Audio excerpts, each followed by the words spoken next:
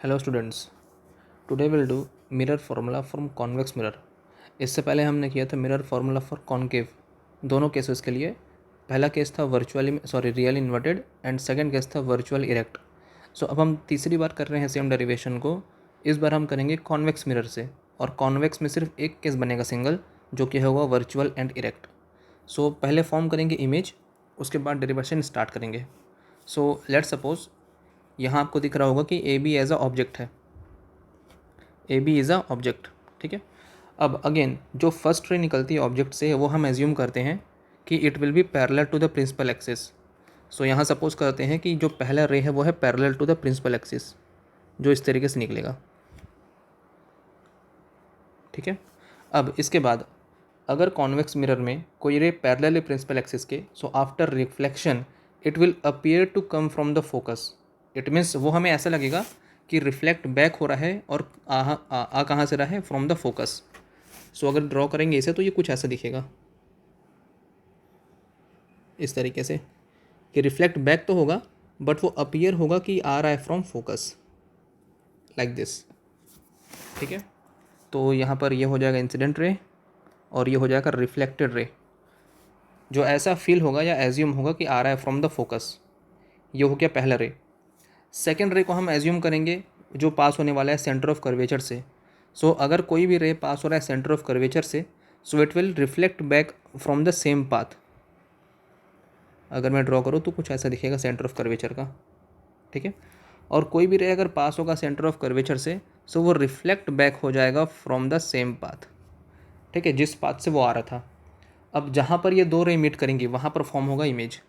सो हमें जहाँ पर दिख रहा है कि दोनों रे मीट कर रही हैं, वहाँ पर हम इमेज फॉर्म कर देते हैं। सो ये हो जाएगा हमारा इमेज। इसे नेमिंग कर देते हैं ए डैश बी डैश। ठीक है। अब इतना होने के बाद हमें, जैसा हमने पहले किया था स्टार्टिंग के दो डेरिवेशन में, कि हमने दो पॉइंट एज्यूम किए थे। पहला पॉइंट था सी एंड सेकेंड पॉइंट था पी। तो यहाँ पर जो भी डायग्राम बनेगा, उस डायग्राम में जो ट्राइंगल आने वाले हैं उनमें से दो ट्राइंगल को कॉमन पॉइंट सी होगा एंड अगेन दो ट्राइंगल को कॉमन पॉइंट पी होगा।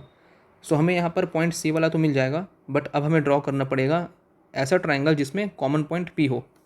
सो यहाँ पर मैं थर्ड रे लूँगा जिसका यूज़ हम डेरिवेशन में करेंगे। ठीक है। सो जो थर्ड रे होगा वो पास होगा फ्रॉम पोल, इस तरीके से। अब अगर कोई भी एक रे इंसिडेंट होता है पोल पे, तो वो रिफ्लेक्ट बैक होता है by making the same angle. ठीक है, जितना एंगल यहाँ बन रहा होगा ना, उतनी एंगल से ये रिफ्लेक्ट बैक हो जाएगा। तो अगर ड्रॉ करें तो कुछ ऐसा होगा, इस तरीके से। अब इसे मैं मैच कर देता हूँ।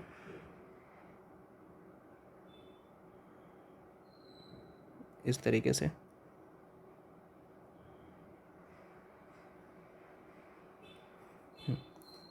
तो यहाँ पर जो एंगल बनेगा इंसिडेंट का, ये एंगल हो जाएगा एंगल ऑफ इंसिडेंस, और ये एंगल होगा angle of reflection. Again both will be same. ठीक है। और जैसा एंगल यहाँ बन रहा है वही एंगल यहाँ बनेगा, जो अगेन होगा एंगल ऑफ रिफ्लेक्शन के बराबर। ठीक है, या इक्वल। तो यहाँ पर हम मान सकते हैं कि angle A P B equal होगा angle A dash P B dash के। ठीक है, by law of reflection, because I is should be equal to R. So ये डायग्राम इस तरीके से बनेगा, और यहाँ पर हमें दो ट्राइंगल लेने हैं जिनका कॉमन पॉइंट पी होगा, एंड अगेन दो ट्राइंगल लेने हैं जिनका कॉमन पॉइंट सी होगा। ठीक है। सो डेरिवेशन स्टार्ट करते हैं इसके बाद। लेट सपोज पहले हम लेंगे in triangle A P B and triangle A dash P B dash. ठीक है, ये दो ट्राइंगल ऐसे हैं जिनका कॉमन पॉइंट पी है। सो यहाँ पर एज्यूम करते हैं in triangle A P B and triangle A dash P B dash. So ये वो ट्राइंगल है जिनमें कॉमन पॉइंट पी है। अब इन दोनों ट्राइंगल में पहला हमें दिख रहा है कि एंगल ए बी पी ये है 90, ये है 90, and angle A dash B dash P ये भी है 90। सो यहाँ पर angle A P B is equal to angle A dash P B dash. ठीक है, ईच 90 डिग्री। पहला ये हो गया। इसके बाद angle A wait angle A P B वाला होगा लॉ ऑफ रिफ्लेक्शन की वजह से, ठीक है। यहाँ थोड़ा सा उल्टा हो गया ये, इसे रब कर देता हूँ मैं, कि जो हम पहला एंगल ले रहे हैं ए पी बी, ये है एंगल आई, और A dash P B dash ये है एंगल आर। सो ये दोनों इक्वल होंगे बाय लॉ ऑफ रिफ्लेक्शन।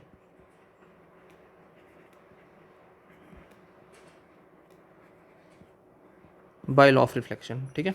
इसके बाद सेकंड एंगल होगा A B P. So angle A B P is equal to angle A dash B dash P, A dash B dash P, और ये दोनों equal होंगे बाय ईच 90 डिग्री से, ठीक है। सो किसी भी दो ट्रायंगल में अगर दो एंगल सेम होते हैं, so third angle by itself same हो जाता है, या फिर इक्वल हो जाता है। सो इससे हमें ये पता चल गया कि ट्रायंगल ए पी बी और triangle A dash P B dash ये दोनों सिमिलर हैं। So by the property of a triangle, अगर दो ट्रायंगल सिमिलर होते हैं, ठीक है, जैसे हमें यहाँ मिल रहा है कि triangle A P B is similar to triangle A dash P B dash. So अगर कोई भी दो ट्रायंगल सिमिलर होते हैं, सो उनके करस्पॉन्डिंग साइड्स के रेशियो भी इक्वल होते हैं। It means perpendicular of both, ठीक है। अगर मैं निकालता हूँ परपेंडिकुलर का रेशियो इन दोनों ट्रायंगल का, सो वो इक्वल होगा the ratio of their basis, ठीक है। तो यहाँ पर हम अप्लाई कर देंगे कि परपेंडिकुलर का निकालूंगा मैं, तो यहाँ पर आएगा A B by A dash B dash, ये इक्वल होगा दोनों के बेसिस के रेशियो के। तो बेसिस का रेशियो क्या आएगा इसमें, B P by B dash P, इस तरीके से, ठीक है। तो ये हो जाएगा हमारा इक्वेशन नंबर 1। अब जैसे हमने लिया था कॉमन पॉइंट पी को, तो उससे हमारे पास इक्वेशन 1 आया। इसी तरीके से हम लेंगे कॉमन पॉइंट सी को, तो उससे हमारा इक्वेशन नंबर 2 आएगा। तो उसे चेक कर लेते हैं एक बार। अब यहाँ देख लेते हैं पहले, अगर मैं लेता हूँ कॉमन पॉइंट सी, अगर मैं इसे लेता हूँ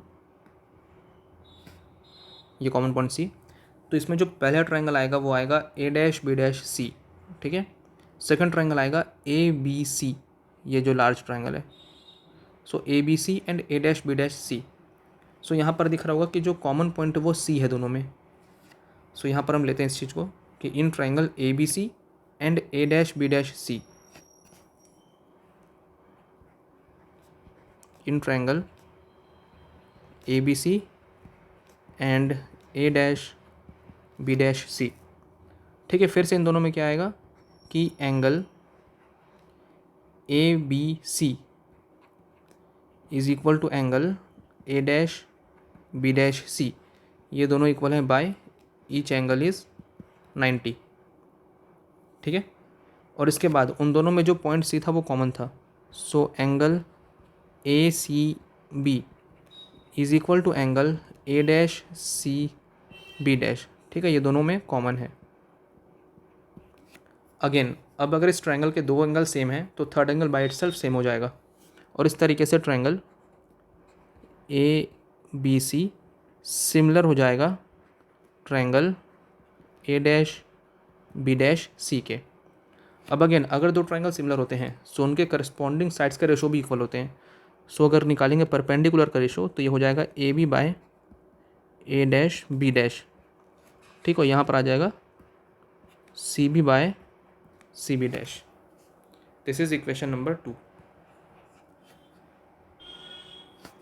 सो फ्रॉम इक्वेशन 1 एंड 2, अब इक्वेशन 1 2 में आपको दिख रहा होगा कि LHS दोनों में सेम है। सो अगर LHS सेम है तो RHS भी सेम होने चाहिए। सो from equation 1 and 2,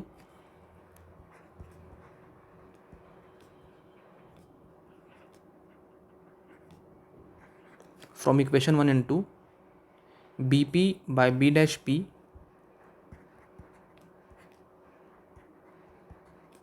should be equal to CB by CB dash, ठीक है। हमने सीधा कंपेयर किया दोनों इक्वेशन को, तो उससे RHS भी सेम हो जाएंगे, और इस तरीके से दोनों RHS सेम हो गए। अब यहाँ पर हम डिफाइन करेंगे कि BP या CB ये सारे चीज़ जो है वो रिप्रेजेंट क्या करें डायग्राम में। सो डायग्राम में दोबारा चेक करते हैं। अब यहाँ आपको दिख रहा होगा कि बी से लेकर के पी तक ये डिस्टेंस, ठीक है, ये हो जाएगा डिस्टेंस ऑफ ऑब्जेक्ट जो कि होगा नेगेटिव माइनस ऑफ यू। पोल से लेकर के सेंटर ऑफ कर्वेचर या पी सी, ये हो जाएगा रेडियस ऑफ कर्वेचर जो होगा पॉजिटिव। एंड अगेन पी से लेकर के बी डैश, ये हो जाएगा distance of image that is V, and ये भी होगा पॉजिटिव। तो अगर बात करेंगे पी बी शो करेगा minus of U, P B dash V and P C R, तो उन सभी को यहाँ रिप्लेस करना है अब। तो यहाँ पर हमें दिख रहा है पहले पी बी आ रहा है और पी बी डैश आ रहा है, तो पी बी मतलब minus of U, P B dash V हो जाएगा। बट यहाँ पर आ रहा है सी बी और सी बी डैश, तो सी से लेकर के बी तक या सी से लेकर के बी डैश, यहाँ तो कुछ गिवन नहीं है, तो हमें निकालना पड़ेगा ये कितना होता है। तो देखो अगर मैं माइनस करता हूँ पी सी में से पी बी डैश, ठीक है, इस पूरे पी सी में से मतलब आर में से वी को, तो हमें मिलेगा ये गैप।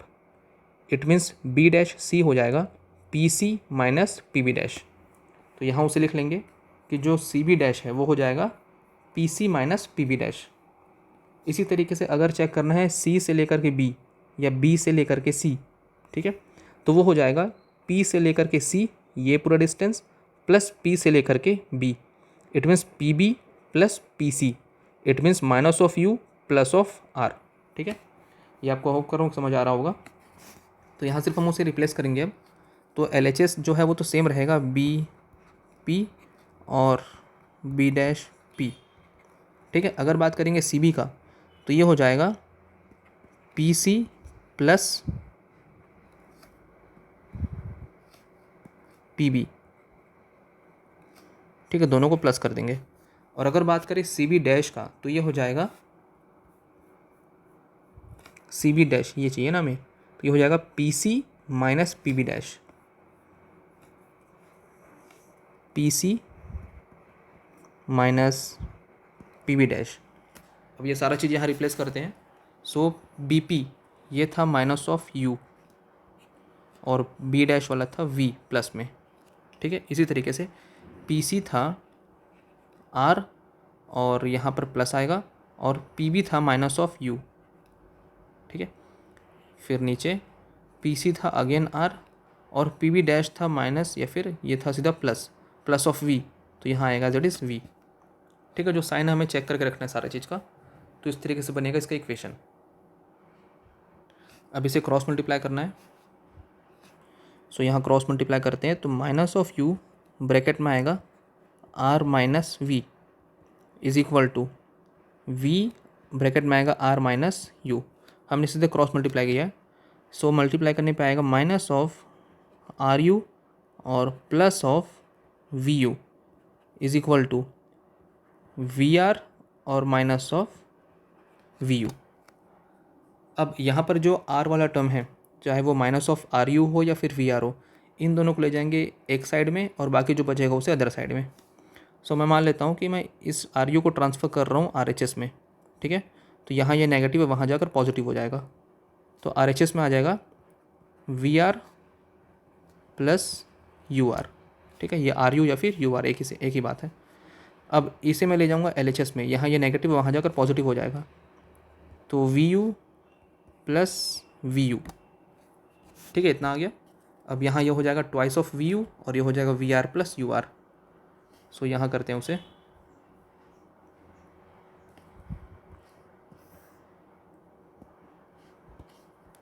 ये हो जाएगा ट्वाइस ऑफ वी यू और ये हो जाएगा V R plus U R. फिर डिवाइड करेंगे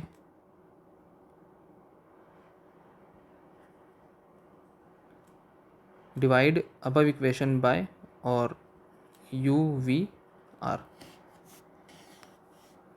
ठीक है, इसके बाद डिवाइड करने पे आएगा two V U by U V R is equal to V R by U V R plus U R by U V R. अब after dividing so U V और यू वी यहाँ से cancel, ये बन गया two by R is equal to, यहाँ से V R cancel, ये बन गया one by U plus U R cancel, ये बन गया वन बाय वी।